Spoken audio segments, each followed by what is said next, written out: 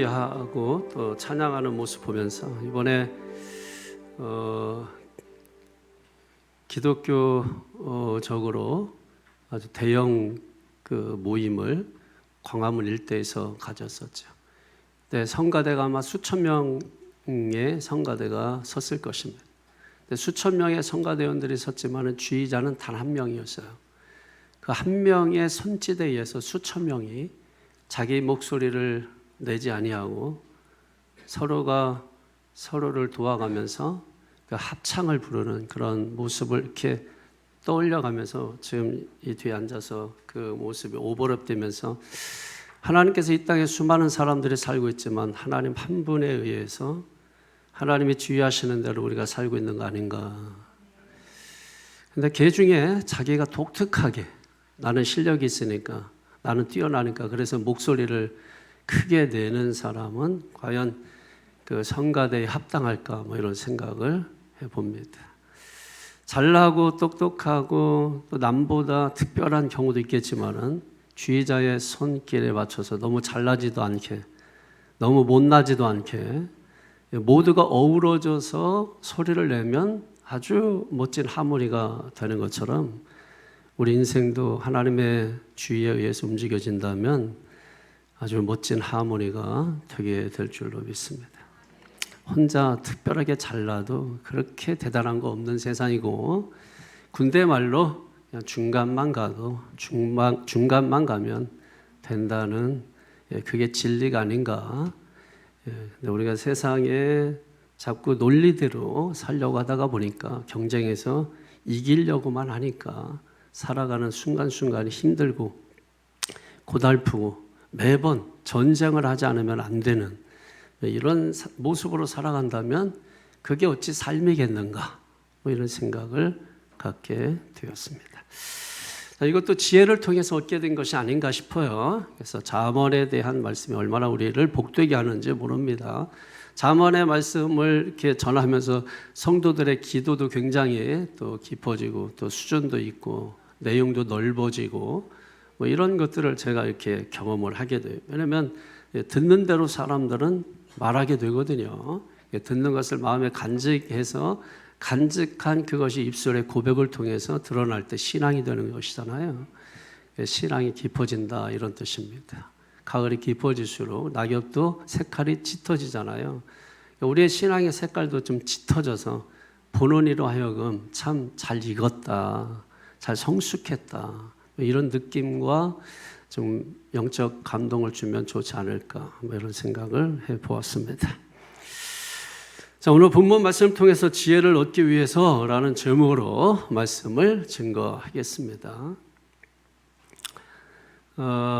우리가 잠언 16장을 왕의 잠언 이렇게 부릅니다. 왕의 잠언. 그렇게 부르는 이유는 1절에서 9절 내용 가운데 보게 되면 여호와라는 이름이 계속해서 반복돼서 그 가운데 나오고 있습니다. 이게 성경에서 당연히 여호와 이름이 나오는 거 당연한 거 아니냐 이렇게 생각할 수 있지만 잠언에서는 이게 굉장히 독특한 거예요. 잠언에서는 여호와라는 말씀이 계속 반복적으로 이렇게 나오는 곳이 없습니다. 그런데 특별히 오늘 16장에서는 여호와 여호와 여호와 계속해서 여호와의 이름을 부르짖고 있습니다. 그 여호와의 이름을 독특하면서 특별하게 부르짖는 그 내용을 보니까 우선 두 가지로 내용을 구분할 수 있겠는데 일단 하나님 앞에서 인간이 어떻게 살 것인가 하는 내용이에요. 그리고 다른 하나는 또 왕은 어떻게 살 것인가 라고 하는 두 가지 내용을 16장에서 주고 있다. 그래서 앞에서 뒤까지 살펴보니 지혜가 필요하다라고 하는 것을 우리가 깨닫게 된다라고 하는 것입니다. 여러분, 지혜라고 하는 것은 옳은 것을 선택하게 하고 올바른 삶을 살게 해주는 것이 바로 지혜입니다. 그러면 옳은 걸 선택하는데 이 세상에서의 옳음은 무엇일까? 세상에서 옳음은 먹고 사는 겁니다. 요즘 정치권에서 목사니즘이라는 말을 많이 하죠. 그래서 목사니즘을 위해서 세상은 살아가는 것이 지혜라고 여기고 있는 것입니다. 그러나 성경에서 말하는 지혜는 무엇일까요? 하나님으로부터 나온 지혜, 즉 하나님의 지혜는 그런 이 어둠의 세상 속에서 하나님의 뜻을 우리가 발견하고 그 뜻을 이루고 그리고 하나님의 뜻을 선택하게 만들고 고민하게 만드는 것, 그게 하나님의 지혜입니다. 그래서 말씀을 들은 자는 이 세상에서 어떻게 살 것인가를 고민하게 돼요. 말씀을 들은 자는 우리가 사는 세상에서 어떻게 하나님의 뜻을 드러내며 살까? 우리가 이것을 생각하게 된단 말이에요. 이게 고민하게 된단 말이에요. 생각하는 사람, 고민하는 사람, 뭔가를 우리가 좀 깊이 생각하고 그래서 우리가 홀로 있을 필요가 있고 외로움이 결코 잘못된 것이 아니라는 거, 외로움이 오히려 나를 찾을 수 있는 시간이라는 거, 고독함이 오히려 절대자 하나님을 만날 수 있는 시간이라는 거. 그러니까 세상에서 말하는 고독, 외로움, 이게 잘못된 것처럼 우리에게 들려지지만 결코 잘못된 것이 아니라는 거. 어쩌면 그런 시간들이 세상에서 쓸모없다고 생각하는 그 시간들이 세상에서 짜투리처럼 버려진 것들이 오히려 우리의 영적인 삶을 키우고 살찌게 하고 또 오히려 우리의 삶에 잃어버린 부분들을 찾게 하는 그런 요소들이 아닌가 하는 생각도 우리가 갖게 되는 것입니다. 그럼 우리가 어떤 지혜를 따를 것인가? 이건 우리의 선택이에요. 우리가 먹사니즘이라고 하는 세상의 지혜를 따르며 살 것인지 아니면 그런 세상 속에서 하나님의 뜻을 찾고 그 뜻을 이루며 살기를 바라는 하나님으로부터 나온 지혜, 하나님의 지혜를 따르며 살 것인가? 이건 우리의 선택에 달려 있습니다. 분명한 것은 우리가 믿는 자라면 하나님의 지혜를 따라야 한다라고 하는 것이죠. 그러니까 하나님의 지혜는 세상이 보기에 미련해 보이지만 하나님 보실 때는 은금보다 귀하다. 은금보다 귀하다. 그래서 오늘 16장의 핵심 구절 하나를 저보고 선택하라 그러면 지금 읽을 겁니다. 16절 보십시오. 시작. 지혜를 얻는 것이 금을 얻는 것보다 얼마나 나은고 명철을 얻는 것이 은을 얻는 것보다 더욱 나으니라. 아멘. 지혜를 얻는 것이 금을 얻는 것보다 얼마나 나은고. 지혜는 은금보다 귀하다. 그러므로 우리가 지혜를 얻어야 한다. 왜? 지혜가 은금보다 귀하기 때문이다. 이미 우리가 앞서 살펴봤지만 잠언 4장 7절에 보면 지혜가 제일이니 라고 말씀하고 있습니다. 지혜가 제일이니 지혜를 구하라. 지혜가 최고니 지혜를 구하라. 왜 지혜가 제일입니까? 왜 지혜가 최고입니까? 여러분, 은금 속에는 지혜가 있을 수도 있고 없을 수도 있습니다. 그러나 지혜 속에는 은금이 있기 때문입니다.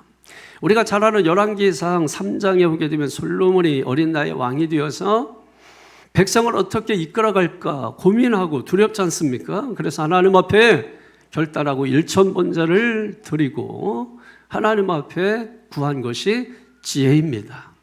그랬더니 하나님께서 구하지 아니한 은금, 폐물, 보물, 부귀, 영화 이 모든 것을 솔로몬에게 주었다라고 하는 거 우리가 너무나 잘 알고 있는 것이죠. 그래서 지혜가 제일이라는 거예요. 지혜 속에는 은금 보화가 들어있다라고 하는 것입니다. 그래서 우리가 지혜가 최고다, 지혜가 제일이다, 이 말은 지혜가 다른 것들과 비교해서 그런 것들보다 좀 낫다 이런 뜻이 아닙니다. 지혜의 가치는 절대적이다. 무엇과도 비교할 수 없는 절대적인 것이 지혜다라고 하는 것입니다. 그래서 여러분 지혜는 예수님이에요. 그러므로 예수님은 최고입니다. 예수님은 제일입니다. 예수님은 무엇과 비교할 수 없는 절대적 가치를 지니신 분이십니다. 무엇을 선택할 것인가? 이 세상에 먹사려짐을 선택할 것인지, 그래서 먹고 살기 위해서 우리에게 주어진 인생, 왜 주어졌는지, 왜 사는지, 어디서 왔는지, 어디로 가는지조차 단 한 번도 생각하지 못하고, 왜 인간의 머리가 땅을 향하지 않고 짐승처럼 땅을 바라보지 않고 왜 위를 향하여 바라보고 있고, 왜 인간은 무엇을 계속해서 고민하고 생각하고 왜 무엇인가를 끊임없이 찾으면서 살고 있는가를 한 번도 우리가 고민하지 않은 채 우리가 만약 그런 인생을 살아가고 있다면 참 비극이지 않을까 하는 생각을, 왜? 이 생각을 하기 때문에. 생각을 할 수 없는 존재라면 비극도 모르겠죠. 그런데 인간은 돌이켜 생각하는 존재란 말이에요. 그래서 성경에 돌이키다라고 하는 개념이 회개예요, 회개. 회개할 때 주님을 만난다. 회개하고 죄사함을 얻어라. 그러면 구원을 받는다. 주님을 만난다는 거예요. 돌이키면. 그게 인간이라는 거예요, 인간. 짐승은 돌이킬 줄 모릅니다. 오직 목사님 지금 생존을 위해서 살아요. 생계를 위해서 살아요. 그러나 우리는 사명을 위해서 살아야 되거든요. 내가 이 땅에 태어난 분명한 존재 이유와 목적이 있다라고 하는 그 사명과 하나님의 부르심, 콜링과 소명을 위해서 우리가 살아져야 하는데 우리가 땅을 보고 살고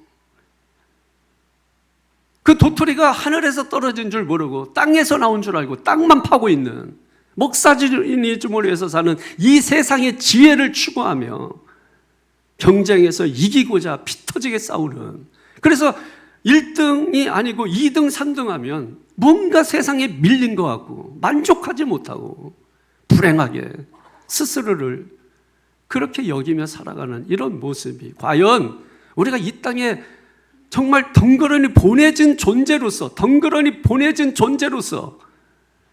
그렇게 살려고 하나님께서 우리를 그토록 사랑하셔서 독생자 예수를 십자가에 죽이면서까지 우리를 살려주신 것인가 하는 생각을 할 때 참 안타깝다, 이런 생각을 지울 수가 없습니다.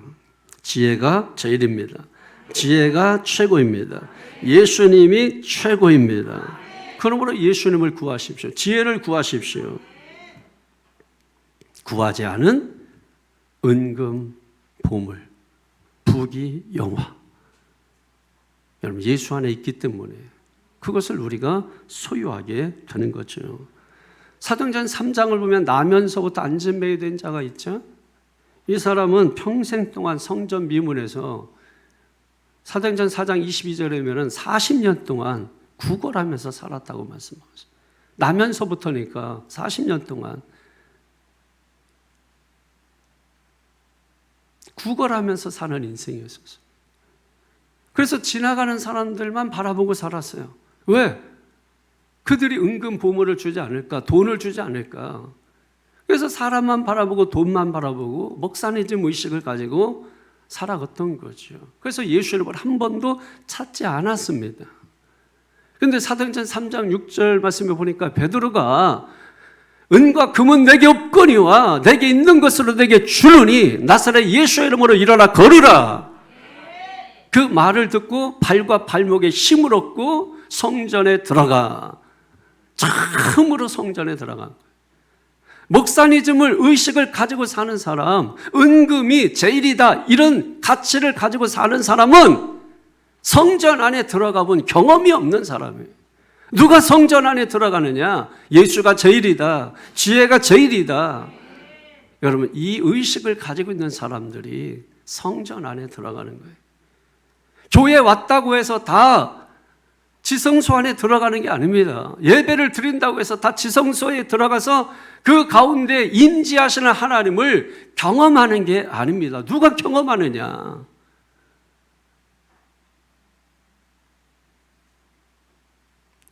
세상 지혜를 가지고 사는 자가 아니라 하나님으로부터 나온 하나님의 지혜를 가지고 사는 사람이 성전 안에 들어가 걷기도 하며 뛰기도 하며, 그래서 구걸하던 인생이 하나님을 찬양하는 인생으로, 탄식만 하던 인생이 하나님을 찬송하는 입술로 변하게 되는 것입니다.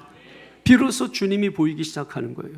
그래서 뭡니까? 은금보다 주님이 제일이다. 주님을 발견한 사람들, 어떤 보물도 의미가 없죠. 그것이 필요가 없다는 얘기가 아닙니다. 어떤 것과도 비교할 수 없는 절대적 가치신 예수님을 보았기 때문에, 그 예수님을 만났기 때문에 예수가 제일이다, 예수가 최고의 가치다, 예수가 최고다, 우리가 그 고백을 할 수가 있게 되는 것입니다. 여러분, 잠언 16장은 하나님의 지혜가 제일이다라고 하는 것을 말씀합니다. 무엇과 비교할 수 없는 지혜다. 그러므로 이 지혜를 얻으라. 그러면 어떻게 하나님의 지혜를 얻을 것이냐, 세 가지 말씀드리겠습니다. 우선 첫 번째로 하나님께 모든 것을 맡겨야 합니다. 그러니까 이 말은 하나님께 맡기는 것이 지혜다라고 하는 거예요. 여러분, 맡긴다라고 하는 말은 원어적으로 보게 되면은 산 꼭대기에서 바위를 산 아래로 굴려 보내는 것을 맡긴다라고 하는 개념이에요. 바위를 뭐예요? 돌을 산에서 아래로 굴려 보내는 거. 그러니까 우리가 살아가면서 만나는 문제나 고통이나 삶의 고난이나 어려움이나 자녀 문제나 사업 문제나 직장 문제나 취업 문제나 학업 문제나 뭐 어떤 문제를 할지라도 그 문제를 뭐예요? 산 꼭대기에서 바위를 굴려 보내듯이 그냥 내려버리면 되는 거예요. 그게 맡기는 거예요. 맡기는 거예요. 그거를 여러분 맡기지 못하고 조금 굴려 보냈다가 그걸 자기가 잡고 있으니 늘 불안한 거지, 인생이. 그걸 아예 내려 보내버리면, 맡겨버리면, 그냥 굴려서 저 아래로 내려 보내버리면 나는 시원해지고 가벼워지는데, 그래서 예수님께서 마태복음에 수고하고 무거운 짐진 자들아 다 내게로 오라, 내가 너희를 쉬게 하리라.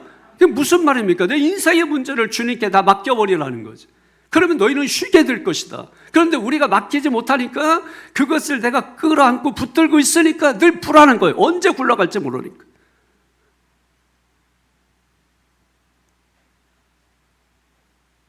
이런 믿음은 맡기는 것입니다. 여러분이 믿음이 있다면 내 어떤 문제든지 그것을 주님 앞에 맡기는 거예요. 맡기면 주님이 책임져 주시는 것입니다. 그냥 나는 모릅니다 하고 맡기는 거예요. 내 자식 내 거 아닙니다 하고 맡기는 거예요. 이 사업 내가 하는 거 아닙니다, 주님의 사업입니다 하고 맡겨버리는 거예요. 그리고 내가 하는 일이 뭡니까? 기도하는 거죠. 여러분, 기도는 할 수 있지 않습니까? 그러면 하나님께서 책임져 주신다는 거예요. 그래, 맡기지 않은 것은 책임을 안 집니다. 그럼 여성들도 그런지 모르지만 남성들 목욕탕에 들어가게 되면은 가장 먼저 볼 수 있는 문구가 뭐냐면 귀중품은 카운터에 맡겨 주십시오. 맡기지 않은 것은 책임져 주지 않습니다. 그런데 여러분, 사실 카운터에 맡기려고 하면 그 카운터에 있는 분들이 보통 할아버지거나 연세가 좀 있으신 분들은 걷는 거 보면 비틀비틀하시고 뭐 그냥 잘 못 찾아가지고 뭐 이렇게 했는데, 아, 이거 맡기려고 하니 이게 불안한 거야. 그런데도 불구하고 문구는 뭐냐면 카운터에 맡기십시오. 맡기지 않은 것은 책임지지 않습니다. 이거 믿어야 돼, 말아야 돼? 그래서 사람들이 결국은 뭡니까? 믿지 못해요. 믿지 못해서 귀중품 시계를 그냥 관물함에 넣습니다. 그리고 지갑을 관물 안에 넣습니다. 고가의 핸드폰을 관물 안에 넣습니다. 그리고 키를 잠궈버립니다. 안심을 하게 되죠. 그런데 놀랍게 여러분, 그 키를 여는 인간이 있다는 거죠. 그래서 목욕 시원하게 하고 나왔는데 나와서 보니까 관물함은 열려 있고 손목시계는 없어지고 지갑은 사라져 있고 핸드폰도 없어지고 말았습니다. 분명히 문구에 뭐라고 그러죠? 맡기지 않은 것은 책임지지 않습니다. 하소연해도 소용없어요. 경찰이 와도 소용이 없어요. 문구가 없었다면 여차저차 따져볼 이유가 되겠지만 문구가 있습니다. 그렇기 때문에 보지 못한 사람의 책임이에요. 그러니까 옳고 그름을 따져도 소용이 없습니다. 맡기지 않은 것이 문제예요. 그래서 저는 목욕탕 갈 때 지갑을 절대 안 들고 갑니다. 손목시계 절대 안 차고 갑니다. 귀중품 절대 안 가져와요. 차에다가 놓습니다. 차에다가 다 빼놓고, 그리고 좀 예상 금액, 혹시 거기서 음료수 하나 사 먹을까? 그리고 혹시 면도기를 하나 살까? 혹시 뭐 거기서 때를 밀을까? 뭐 하여튼 그러면 이제 거기에 예상되는 돈만 꺼내가지고 그러고서 가게 되죠. 그리고 나머지는 다 차에다가 놓고 갑니다. 어떻게 하실 것입니까? 여러분이 하나님께 맡기면 하나님이 책임져 주십니다. 근데 맡기지 않으면 하나님도 책임져 주실 수가 없습니다. 여러분, 내 인생 내 마음대로 안 되잖아요. 내 뱃속으로 나왔지만 내 자식들 내 마음대로 안 되잖아요. 내가 자식들 눈치 보려고 낳았습니까? 자식 무서워서 말도 제대로 못하면서 살려고 자식들 낳았습니까? 자식이 상전입니까? 내 마음대로 안 돼요. 컨트롤 안 돼요. 그럼 어떻게 하면 됩니까? 그래서 맡기라는 거예요. 오늘 성경 여러분 3절을 보십시오. 3절에 시작. 너의 행사를 여호와께 맡기라. 그러면 네가 경영하는 것이 이루어지리라. 아멘. 사람이 자신의 나아갈 길을 계획을 합니다. 그러나 우리가 계획한 대로 정말 여러분 인생이 순탄하게 걸어가게 됩니까? 그리고 여러분이 계획한 대로 그걸 이루고 나갈 힘이 여러분에게 정말 있습니까? 없습니다. 어떻게 될지 몰라요. 내일 어떻게 될지 몰라요. 오늘 춤추지만 내일 슬퍼하며 땅을 칠지 몰라요. 내일 일을 누가 합니까? 내가 아무리 멋진 청사진을 그리고 있어도 그래서 우리가 시작하는 거 아닙니까? 그래서 멋지게 시작하는 거 아닙니까? 그러나 내일 일은 누구도 알지 못합니다. 오늘 성경에 너의 행사를 여호와께 맡기라. 그래야면 네가 경영하는 것이 이루어지리라. 맡길 때 이루어진다는 것이에요. 맡길 때 이루어진다는 것입니다. 하나님은 다 아십니다. 오늘 본문 2절에 이렇게 말씀하고 있잖아요. 사람의 행위가 자기 보기에는 모두 깨끗하여도 여호와는 뭘 감찰하신다? 심령을 감찰하신다. 마음 깊이를 다 아신다라고 하는 것입니다. 무엇을 아십니까? 네가 나에게 정말 맡겼는지, 아니면 맡기는 신용만 하고 있는 건지, 네가 정말로 나를 주인으로 모시고 사업을 하려고 하는지, 나를 주인으로 모시고 자녀를 양육하려고 하는지, 나를 주인으로 모시고 가정을 이루고자 하는 것인지, 아니면 나를 종으로 부리고자 하는지, 아니면 나를 주인처럼 교묘하게 종으로 둔갑시켜서 종처럼 부리고자 하는지, 주님은 이것을 다 아신다는 것입니다. 사람들이 왜 하나님께 맡기지 못할까요? 염려 때문입니다. 안 되면 어떡하지? 잘못되면 어떡하지? 왜 염려되죠? 하나님이 안 보이잖아요. 그리고 불러도 대답이 없으시잖아요. 그러니까 차라리 사람에게 의지하자. 차라리 부모님께 의지하자. 차라리 친구에게 의지하자. 차라리 자식에게 맡기자. 그래서 믿을 것은 돈과 나밖에 없다. 이런 신념을 가지고, 믿음이 아니라 신념을 가지고 살아가는 겁니다. 신념은 자기를 기쁘게 하는 거고, 믿음은 하나님을 기쁘시게 하는 것입니다. 히브리서 11장 6절에 믿음이 없이는 기쁘시게 못하나니 하나님께 나아가는 자는 반드시 그가 계신 것과 자기를 찾는 자들에게 상 주시는 이심을 믿어야 할지니라. 믿음은 하나님을 기쁘시게 하는 것입니다. 그런데 우리는 믿음이 없고 신념밖에 없어요. 그러니까 뭡니까? 자기 기쁜 일만 주구장창 하는 것이죠, 여러분. 그래서 힘들고 어리석게 살 수밖에 없게 된다는 거예요. 그래서 베드로전서 5장 7절에 너희 염려를 주께 맡겨라. 너희 염려를 주께 맡겨라. 이는 그가 너희를 돌보심이니라. 하나님이 우리를 돌봐주신다. 어떻게 하면? 우리가 다 맡겨버리면. 여러분 아는 재밌는 이야기가 있습니다. 옛날에 우리나라에 자동차가 몇 대 없을 때 선교사님들이 처음에 자동차를 본국에서 가지고 와가지고 먼 곳으로 왔다 갔다 해야 되니까 지프차를 타고서 왔다 갔다 했단 말이에요. 시골길을 한참 가는데 할머니가 손에도 들고 머리에도 보따리를 이고 가니까 선교사님이 타세요. 가시는 곳까지 모셔다 드릴게요. 그러고서 한참 가다가 보니까 이상한 걸 보게 됩니다. 룸밀러로 보니까 할머니가 뒤에 앉아 있는데 머리에다가 짐을 여전히 이고 있고 손으로 그 짐을 쥐고 있다, 들고 있다라는 거예요.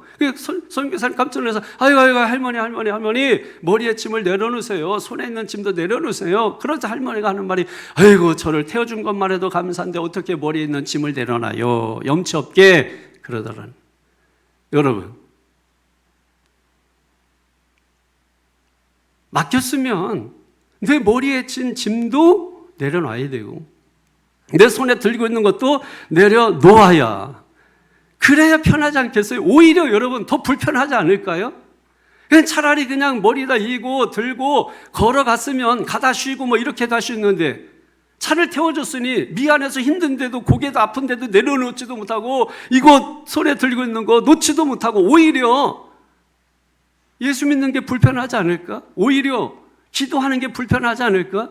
기도는 주님께 맡기고 하는 건데, 맡겨야 편한 건데, 믿음은 주님께 맡기고 하는 건데 믿음이 불편해지고, 교회가 주님께 맡기기 위해서 나오는 건데 맡기지 못하니까 오히려 교회 나오는 게 불편해지고, 여러분 그렇게 되는 것은 아닌가? 한번 우리 자신을 돌아봐야 되지 않느냐?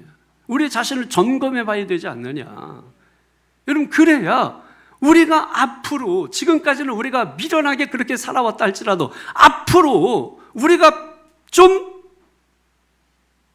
안심하고 편안하게 안전하게 우리가 살아가기 위해서 그 자리에서 어떤 결정을 할 수 있지 않겠느냐라는 거예요. 그것조차 없다면, 돌아봄조차 없다면, 자기를 점검하는 것조차 없다면 그냥 사고 나는 거지 뭐. 가다가 불 나는 거지 뭐. 그럼 함께 다 타버리고 말겠다는 거지.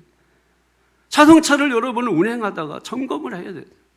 저는 자동차를 타지만은 자동차에 대해서 잘 모르고 몇 리터 기름 들어가는지도 모르고 그냥 자동차를 타요. 그러나 저는요 항상 자동차가 고장이 나든 고장이 안 나든 오일을 교환할 때 반드시 차 전체를 카센터에 맡겨가지고 머리끝에서 발끝까지 잘못된 부분이 있으면 다 점검해 주세요 하고서 점검을 맡겨버립니다. 그럼 보통 한 3개월에 한 번씩은 점검을 다 맡겨버려요. 그럼 카센터에서 머리끝에서 발끝까지 이거 문제 없습니다, 저거 문제 없습니다, 저거 문제 없습니다, 바퀴는 언제쯤 갈아야 될까요? 아직 문제 없습니다, 뭐 어떤 것을 뭐 괜찮으면 괜찮습니다. 내 인생 나도 모르지 않습니까? 우리가 내 인생 다 아는가요? 모르지 않습니까? 그러면 중간중간 한 번 정도 나를 만드신, 인생을 만드신 그 하나님께 맡겨서 괜찮은지, 아직 더 갈 수 있는지, 고물인지, 아니면 고쳤을 수 있는 건지, 아니면 거듭남처럼 새로 나야 되는 건지 결정해 줄 거 아닙니까? 야, 싹 다 고쳤다 내가 너. 예? 그래서 들어갔다 나와가지고 여러분 어떻습니까? 오, 부드러워졌네. 굉장히 말이 부드러워지고 행동이 부드러워지고 태도가 부드러워지고 주님이 손봐서 그런 거예요, 여러분. 내 인생 좀 점검하고 내 인생 오일도 좀 갈고 내 인생 좀 맡기세요. 전문가한테 맡기세요. 나를 창조하시고 지으신 분에게 맡기십시오, 여러분. 그러면 그분이 돌보아 주십니다. 그분이 옛날 성경에는 권고해 주신다, 돌봐 주신다, 돌아보 주신다, 살펴 주신다라고 하는 것입니다. 우리가 왜 맡겨야 됩니까? 자, 중요한 거 체크 먼저 해 주십시오. 1절, 3절, 9절, 33절 체크해 주세요. 그리고 25절. 다 체크했지요? 그 정도 기억 못하면 아는 척하고 지금 보니까 3분의 2가 헤매고 있어요. 다시 말씀드릴게요. 마지막이야. 1절, 3절, 9절, 33절, 그리고 25절. 체크해놨어요? 자, 그럼 1절부터 읽겠습니다. 자, 1절 시작. 마음의 경영은 사람에게 있어도 말의 응답은 여호와께로부터 나오느니라. 아멘. 자, 이 말씀을 믿음으로 읽으시고 끝날 때마다 아멘을 있는 힘껏 하세요. 목소리만큼 축복해 주십니다. 꼭 이렇게 해야 목소리 크게. 부흥 강사들이 똑똑한 거야. 설교 내용은 없어, 부흥 강사들은. 그런데 아주 기가 막히게 아멘 소리는 크게 이끌어내. 왜? 겁을 주거든. 자, 지금도 보시면 제가 겁 딱 주니까, 자, 믿음만큼 축복 준다니까 벌써 탁 목소리가 달라지잖아. 자, 믿음만큼 축복 줍니다. 자, 목소리만큼 복이 임합니다. 목소리만큼 자녀들이 잘 됩니다. 자, 마음의 경영 시작. 마음의 경영은 사람에게 있어도 말의 응답은 여호와께로부터 나오느니라. 아멘. 3절 시작. 너의 행사를 여호와께 맡기라. 그리하면 네가 경영하는 것이 이루어지리라. 아멘. 9절 시작. 사람이 마음으로 자기의 길을 계획할지라도 그의 걸음을 인도하시는 이는 여호와시니라. 아멘. 33절 시작. 제비는 사람이 뽑으나 모든 일을 작정하기는 여호와께 있느니라. 아멘. 그리고 마지막 25절은 이따 읽을 거예요. 여러분 어떻습니까? 이 말씀 속에서 우리가 앞이 있고 뒤가 있다라는 거 알겠죠? 앞에 있는 것은 사람의 영역이라면 뒤에 있는 것은 하나님의 영역이다.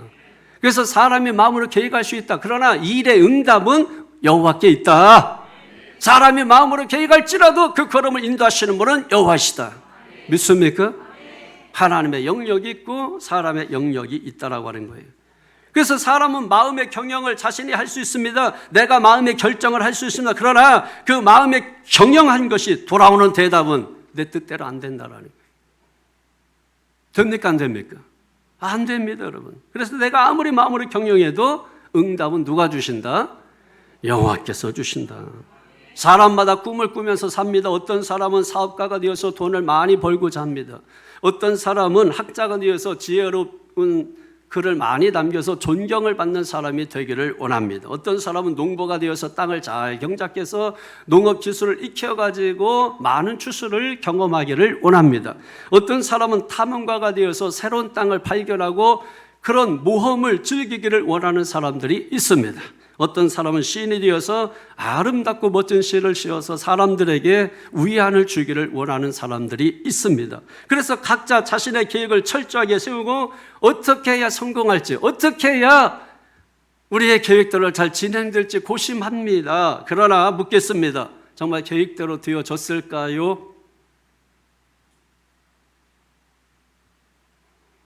멋지게 계획을 세우고 그래서 그것을 위해서 연구하고 그렇게 해서 그렇게 되리라고 생각을 하고 나아갑니다. 그래서 나름대로 최선을 다했다고 합니다. 그런데 문제는 무엇입니까? 예상치도 못한 결과가 찾아오게 된다라고 하는 것이죠. 때로는 원하지 않는 큰 폭풍이 다가오기도 하는 것입니다. 건강이 나빠져서 일을 더 이상 할 수 없는 지경에 빠지게 되는 것입니다. 갑작스러운 가뭄으로 인해서 농사를 지을 수가 없습니다. 먼 길을 떠났지만 길을 잃어버려서 돌아올 수가 없습니다. 그래서 고민하는 거예요. 왜 이런 일이 생기지? 왜 이런 어려운 일이, 왜 나에게 이런 어려움이 생기지? 고민하고 좌절하고 갈등하게 되는 것입니다. 그래서 오늘 성경은 말하는 거예요. 그거 너희 힘으로 안 돼. 그러므로 너희 힘으로 안 돼. 계획은 사람에게서 나오지만 결과는 오직 하나님께로부터 나오는 거야. 네가 마음으로 계획할지라도 그 말의 응답은 하나님으로부터 나오는 거야 라고 말씀하는 것이에요. 그러니까 여러분 이 말씀을 뒤집어 보면 사람이 마음으로 어떤 걸 계획하되 자신의 의도대로 어떤 결과를 조작하지 말라는 것입니다. 왜냐하면 그 길을 인도하시는 분은 누구시기 때문에? 하나님이시기 때문에. 그래서 우리가 정말 알아야 될 것이 있습니다. 우리의 노력도 중요하지만 더 중요한 것은 그 가운데 하나님의 뜻이 드러나게 하는 것입니다. 이게 무슨 의미냐면 이런 겁니다. 우리가 계획을 세웠습니다. 그런데 우리가 계획을 세운 대로 일이 잘 되어지지 않습니다. 그때 우리는 어떤 마음을 갖게 되죠? 낙심을 하고 낙담을 하게 됩니다. 그런데 일의 응답은 하나님께로부터 오기 때문에 우리가 볼 때는 그 일이 안 돼서 낙담돼 있지만 그 일이 하나님께서 하나님의 의도하신 것으로 이끌기 위한 하나의 과정이라고 한다면, 그래서 하나님의 뜻대로 이루어지게 하는 하나님의 방법이 될 수 있다라고 하는 것입니다. 그렇기 때문에 오늘 우리가 어떤 마음의 계획을 세워서 그 일을 시작하고 그 일을 진행하고 그 일을 할 수 있습니다. 그러나 그러다가 그 일이 안 된다 할지라도 낙심하지 말 것은 주께서 그 일을 통하여 하나님의 선하신 뜻을 이루고 오히려 우리가 생각하지 아니한 다른 길로 인도해 주실 것이기 때문입니다. 그래서 너희는 여호와께 맡기라. 왜 맡겨야 됩니까? 그것이 옳은 길이라면 하나님이 축복을 해줄 것이지만 그것이 옳은 일이 아니면 하나님이 바꿔서 돌려서 도와주실 것이기 때문에, 그래서 우리가 하나님 앞에 맡기는 거예요. 회사 생활을 저는 안 해봤습니다만 그렇지 않을까요? TV나 뭐 이런 드라마에서 보게 되면은 아래 사람들이 어떤 것을 이렇게 뭐 계획을 세워가지고 해서 위에 사람에게 뭔가 결제를 맡지 않습니까? 그 결제를 맡아야 그 일을 진행할 수 있지 않습니까? 우리가 인생 청사진을 내가 그리고 아주 멋지게 그렸다 할지라도 위에서 결제가 나지 않으면 진행할 수 있습니까? 진행할 수 없잖아요. 그러니까 인생은 내 마음대로 되는 게 아니에요. 내가 멋지게 계획했다 할지라도 결제가 나지 않으면 그거는 휴지 조각에 불과한 것입니다. 근데 그게 별거 아니라 할지라도 사장이 이것만 좀 수정해서 저렇게 하면 되겠어 하면 오히려 뭐예요? 내가 계획했던 것보다 훨씬 더 좋은 방법으로 나타날 수 있기 때문인 것이죠.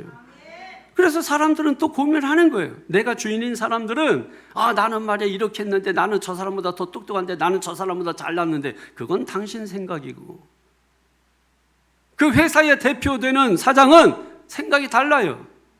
당신이 자유롭게 되기 위해서는 그 회사를 떠나는 방법밖에 없어요. 그 회사에 남아있기 위해서는 그 회사의 절차를 따라야 되는 거예요. 그래서 우리가 사장의 마음에 들기 위해서 계획을 잘 세우는 거 아닙니까? 우리가 인생도 마찬가지입니다. 우리에게 자유롭게 주어진 인생이지만 그렇다고 해서 방종하라고 준 것은 아니죠. 방종하는 인생은 성경에서 끊임없이 이야기하죠. 각기 제 길로 갔거늘. 그 다음에 이사야서 있는 것처럼 그릇 행하여. 그러니까 우리 인생들은 그릇 행하고 각기 제 길로 자기 생각으로 자기 주장으로 그래서 미래를 조망하면서 어떤 계획을 세우지만은 그러나 보기 좋게 우리가 실패하고 마는 것은 일의 응답은 누구에서 나오는 것이기 때문에 하나님에게서 나오는 것이기 때문에 그러므로 우리 인생의 모든 계획을 세우되 그 계획을 누구에게 맡겨라? 하나님께 맡겨라. 하나님께 인준을 받아라. 그래서 하나님께서 잘못된 것은 수정해 주실 것이고 잘된 것은 하나님이 복을 주실 것입니다. 33절 다시 한번 볼까요? 시작. 제비는 사람이 뽑으나 모든 일을 작정하기는 누구에게 있다? 여호와께 있느니라. 일의 작정은 하나님께 있다. 내가 판단하고 내가 저울질하고 내 축적된 경험으로 가지만 그러나 이제 읽겠습니다. 25절 시작. 그러나 그 길은 사망의 길이다. 내 축적된 노하우, 내 경험, 인생 경험. 그래서 내가 저울질을 막 할 거 아닙니까? 그래서 갑니다. 근데 그 길이 여러분 필경은 사망의 길이고 패망의 길이라는 거예요. 내 인생 내가 주장하려고 하지 말고 하나님께 맡기는 것이 지혜다. 두 번째로는 지혜를 얻기 위해서 교만하지 말고 겸손해야 합니다. 교만하지 말고 겸손하라. 겸손한 자는 하나님께 맡깁니다. 맡긴 자는 걱정할 게 없습니다. 우리 할 일은 뭐 하면 되죠? 기도하면 되죠. 하나님께 맡긴 것 잘못되면 누가 책임져 주죠? 하나님이 책임져 줍니다. 그런데 교만한 자는 인생의 주도권, 인생의 사용권, 인생의 소유권 이 모든 것을 자기가 쥐려고 합니다. 그래서 내가 내 인생 책임지고 내가 해결하면서 살고자 합니다. 그래서 잘못되면 어떻게 하죠? 전전긍긍합니다. 내가 잘못되면 여러분 나하고 연결될 사람들이 전부 다 문제가 생겨요. 그러므로 나 하나 잘못되는 게 아닙니다. 우리가 한번 깊이 생각을 하셔야 돼요. 뿌리라는 게 있어요. 뿌리. 그 뿌리는 연결되어 있습니다. 연결되어 있기 때문에 하나가 잘못되면 다 잘못되게 되어 있는 것입니다. 5절 볼까요? 시작. 물은 마음이 교만한 자를 여호와께서 미워하시나니 피차 손을 잡을지라도 벌을 면하지 못하리라. 아멘. 교만한 사람들이 손을 손붙잡고 뭐 해본다고 해도 여러분 결국은 벌을 면하지 못하리라. 교만한 자 그러므로 하나님이 미워하십니다. 그래서 교만하면 안 돼요. 교만하면 넘어집니다. 고린도전서 10장 12절에 그런즉 선줄로 생각하느냐 넘어질까 조심하라. 넘어질까 조심하라. 넘어진다는 거예요. 교만할까 조심하라. 교만한 자 집 다 넘어진다. 교만한 자 사업도 넘어지고 교만한 자 직장도 넘어지고 다 넘어진다. 왜? 이유가 있죠 여러분. 교만한 자는 책망 듣기 싫어합니다. 훈계 듣기 싫어합니다. 견책받기 싫어합니다. 말씀 듣지 않습니다. 지혜 있는 자 옆으로 절대로 가지 않으려고 합니다. 혼자 있습니다. 성도 여러분, 지혜로우십시오. 깨달으십시오. 배울 게 그렇게 없습니까? 어린아이한테도 배운다고 하지 않습니까? 탕자 어거스틴이 성자가 된 이유가 뭔가요? 어린아이들이 고무줄하는 노래 소리 듣고 들고 읽어라 톨레에게. 그래서 그 소리 듣고 뭘 들고 읽으라는 거지? 주변에 보니까 어머니가 늘 읽던 성경책 읽어보니까 이제 어둠의 일을 벗어버리고 빛의 갑옷을 입어라. 여러분, 사실 캐톨릭에서 여러분 성자지만은 그 성자라고 했을 때 사실 한 사람밖에 기억 안 나죠. 그리고 그 한 사람밖에 인정하잖아요. 그게 성 어거스틴입니다. 그가 처음부터 성자가 아니에요. 아주 방탕자예요. 18살에 사생활을 낳고 그러고 나서 방탕한 생활하고 마니교라고는 이단 종교에 9년 동안 빠져서 어머니를 괴롭게 하고 그리고 재산을 탕진하고 술 먹고 이리저리 방탕한 생활을 여러분 했었습니다. 그래서 그가 주교를 찾아갔잖아요. 주교가 찾아가서 주교에게 들은 말이 뭐예요? 눈물로 기도한 자식은 결코 망하지 않는다. 그 말 듣고 또 그 말 듣고 모니카가 포기하지 아니하고 기도했더니 탕자가 성자가 됐다. 할렐루야. 들으십시오. 지혜자의 말을 들으십시오. 지혜의 말을 들으십시오. 지혜가 예수 그리스도십니다. 지혜를 모셔드리십시오. 지혜를 소유하십시오. 지혜를 간직하십시오. 지혜를 사용하십시오. 18절 말씀 보세요. 시작. 교만은 패망의 선봉이요 거만한 마음은 넘어짐의 앞잡이니라. 아멘. 교만한 자가 제일 먼저 넘어집니다. 패망의 선봉이요 제일 먼저 넘어집니다. 교만한 자가 제일 먼저 쓰러집니다. 교만의 반대는 겸손입니다. 하나님은 겸손한 자에게 뭘 주세요? 은혜를 주십니다. 그래서 베드로전서 5장 5절에 하나님께서 교만한 자를 대적하시되 겸손한 자에게는 뭘 주시느니라? 은혜를 주시느니라. 할렐루야. 겸손한 자와 하나님은 함께 하십니다. 겸손한 자는 옥토와 같아요. 그 심령이. 그래서 말씀에 씨를 뿌리면 옥토 같아서 100배, 100배, 60배, 30배, 30배 별거 아니에요? 30배가 엄청난 거예요, 여러분. 아무리 못 거둬도 30배. 잘 거두면 100배. 100배는 충족수, 만족수예요. 만수예요, 만수. 겸손한 자는 옥토이기 때문에 어떤 말씀이 떨어져도 그 말씀이 뿌리를 내려서 열매를 거두게 된다. 열매를 거둘 때는 최고 30배, 최하 30배 열매를 거두게 된다. 아까 말씀드렸던 어거스틴이. 그래서 크리스찬의 제일 덕목은 첫째도 겸손, 둘째도 겸손, 셋째도 겸손. 겸손이 지혜다. 할렐루야. 마지막 세 번째로 삼가 말씀에 주의해야 합니다. 삼가 말씀에 주의해야 합니다. 20절 시작. 삼가 말씀에 주의하는 자는 좋은 것을 얻나니 여호와를 의지하는 자는 복이 있느니라. 아멘. 말씀을 주의한다는 것은 말씀 가지고 일을 처리하는 거예요. 항상 모든 기준이 말씀 가지고 원리를 찾고 언행 심사 모든 걸 조절하는 거예요. 그게 말씀을 주의하는 겁니다. 32절 보세요. 시작. 노하기를 더디하는 자는 용사보다 낫고 자기의 마음을 다스리는 자는 성을 빼앗는 자보다 나으니라. 어떻게 내 마음을 다스릴 수 있죠? 어떻게 여러분의 마음을 다스려요? 어떻게 다스립니까? 말씀이 마음판에 새겨져 있어야 합니다. 마음을 다스리기 위해서는 말씀이 있어야 합니다. 그래서 어떤 때는 마음이 막 싱숭생숭합니다. 막 물이 끓듯이 마음이 분노가 막 일어납니다. 그때 하나님의 말씀이 생각나고 하나님의 말씀이 내 마음판에 있기 때문에 마음에 있는 말씀이 마음을 다스립니다. 너 그래서 되겠니? 분노하는 자는 이렇게 될 것이다. 성을 내는 자는 이렇게 될 것이다. 사랑하라. 사랑하는 자는 이렇게 될 것이다. 겸손하라. 겸손한 자에게 은혜를 주실 것이다. 계속해서 마음판에 있는 말씀이 우리의 마음을 다스리게 되는 것이죠. 그러니까 여러분, 신앙이라고 하는 것은 뭐 도 닦는 게 아닙니다. 신앙은 자기를 비우는 거예요. 근데 자기를 비운다고 하면서 침묵 기도한다고 하면서 어디에 집중해요? 엉덩이에 집중하는 사람들이 있어요. 어? 침묵 기도한다고 하면서 마음을 모아서 엉덩이에 집중하십시오. 예수, 예수, 예수, 예수. 그리스도, 그리스도, 그리스도, 그리스도. 그리고 들려오는 음성, 엉덩이에 마음을 집중하십시오.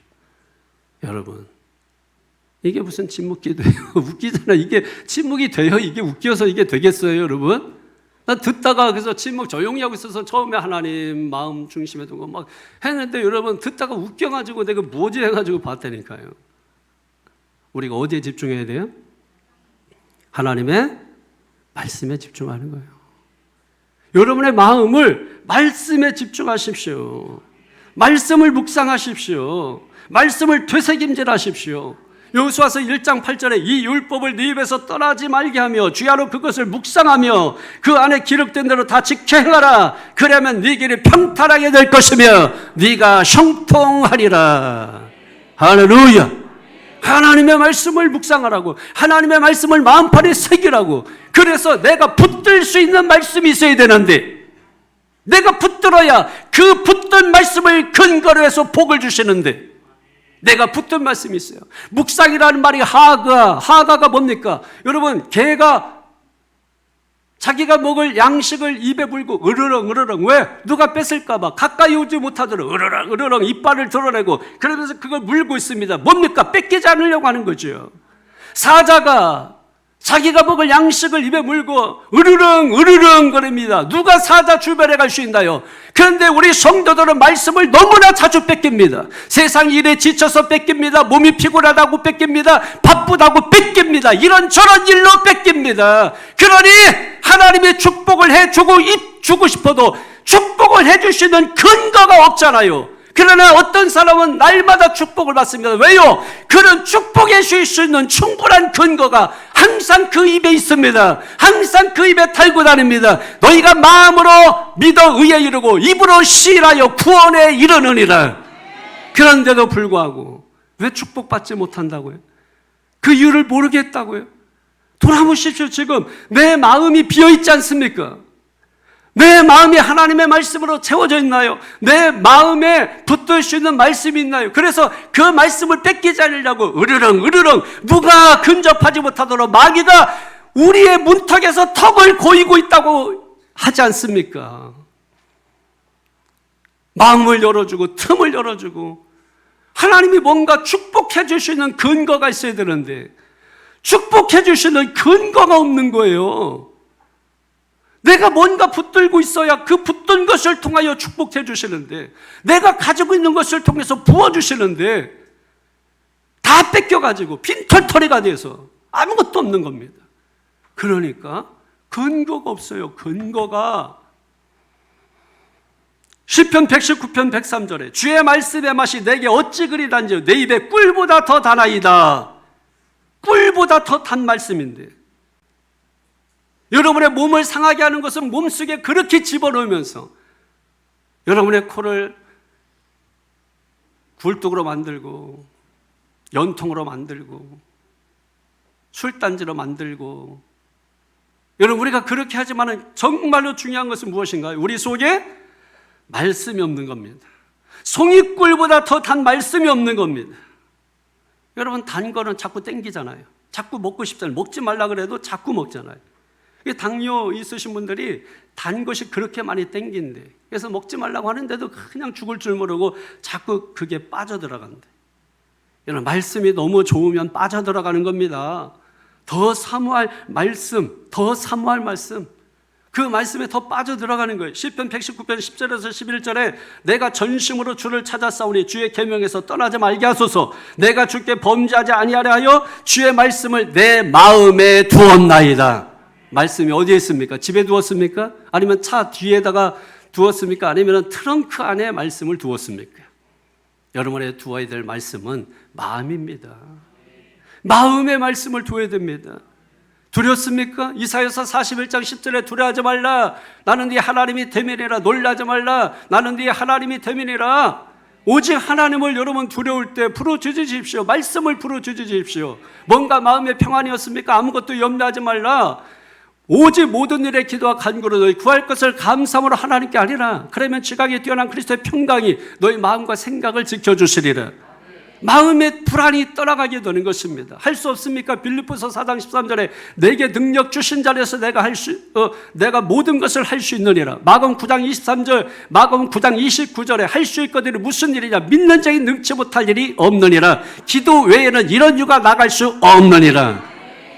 여호와는 나의 목자시니 내게 부족함이 없으리로다. 그가 나를 푸른 초장에 두시며 쉴 만한 물가로 인도하시는다. 복 있는 사람은 악인의 꾀를 쫓지 않으며 죄인의 길에 서지 않으며 오만한 자의 자리에 앉지 않으며 오직 여호와의 율법을 주야로 묵상하는 자로다. 여러분, 마음에 간직된 말씀이 있어야죠. 그걸 여러분이 붙들고 있어야 그 말씀을 근거로 해서 하나님의 축복을 부어주시죠.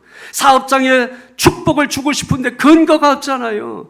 그래서 세상 사람도 내가 너를 도와줄 수 있는 근거 찾는데 내가 너를 도와줄 수 있는 근거가 없잖아요. 그래서 이렇게 저렇게 학연, 지연, 혈연 어떻게든지 묶어가지고라도 도와주려고 하는데 근거가 없으면 도와주고 싶어도 도와줄 수가 없는 거예요. 하나님께서 여러분 축복해 주시기를 원하시는데, 복 주시기를 원하시는데, 그래서 창세기 1장 28절에 하나님께서 생육하고 번성하고 땅에 충만하라, 그리고 모든 것을 만물을 다 정복하고 다스리라고 5가지 문화 명령을 우리에게 주셨지 않습니까? 그렇게 우리에게 복을 주시면서 시작하시고 요한계시록 마지막에 하나님께서 복으로 말씀하시면서 요한계시록 1장 3절에 이 성경에 기록된 예언의 말씀을 읽는 자와 듣는 자와 그 가운데 기록한 것을 지키는 자가 복이 있다. 지키는 것이 뭡니까? 으르렁 하가. 그렇게 지키는 자가 복이 있다고 성경에 마침표를 찍고 있습니다. 그런데 불구하고 우리 마음에 빈털털해요. 그래서 귀신이 나갔다 돌아서 있을 곳을 찾지 못하고 다시 돌아보니 오히려 마음이 깨끗이 소재되어 있고, 그래서 아이고 잘됐다 나가서 자기보다 악한 귀신 7을 더 데리고 와가지고 그 마음을 장악하고 아예 견고한 진을 치고 있는 거예요. 그래서 사람이 아주 못되게 되는 거죠. 악하게 되는 거죠. 사랑하는 성도 여러분, 결단하십시오. 주의 계명에서 떠나지 말게 하소서. 나는 주의 말씀을 지키리이다. 나는 주의 말씀을 지키리이다. 결단해야 합니다. 왜? 악한 것은 결단하지 않아도 악을 행합니다. 선한 것은 결단해야 합니다. 결단해도 어려워요. 오늘 이 시간 말씀 듣고 내가 결단한 것은 무엇인가? 오늘 나는 무엇을 결단하고 그 결단을 이룰 것인가? 마음에 작정하십시오. 그리고 말씀을 마음 깊이 새기십시오. 결론입니다. 지혜는 은금보다 낫습니다. 지혜는 어떤 사랑하는 사람보다, 존경하는 사람보다, 훌륭한 사람보다, 취미생활보다 그 무엇보다 나은 것이 지혜입니다. 그런데 취미생활을 위해서 말씀을 버립니다. 말씀 듣는 걸 포기합니다. 새벽에 말씀을 쏟아집니다. 말씀 다 버립니다. 말씀 다 잃어버립니다. 내가 다른 것을 하면서 말씀만은 내가 다 잃어버립니다. 말씀만은 버립니다. 수요예배, 금요예배 말씀이 떨어집니다. 다른 건 다 해도 말씀만은 버립니다. 말씀만은 듣지 않습니다. 주일입니다. 어쩌다 한번 나온 겁니다. 딴 생각합니다.